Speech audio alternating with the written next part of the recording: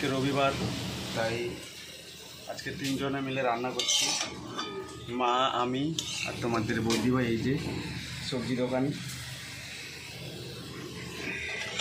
আমি এখানে ফুলকপি খাচ্ছি, এখানে উচ্ছে ভাজা হয়ে গেছে আর এখানে ফুলকপি ভাজা চলছে।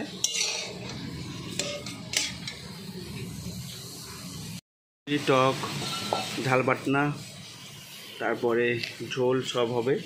তো এখানে সবজি রেডি, আলু কোটা হয়ে গেছে, তারপরে এখানে কাঁচকলা কোটা চলছে, এখানে বেগুন ঝাল বাটনার জন্য।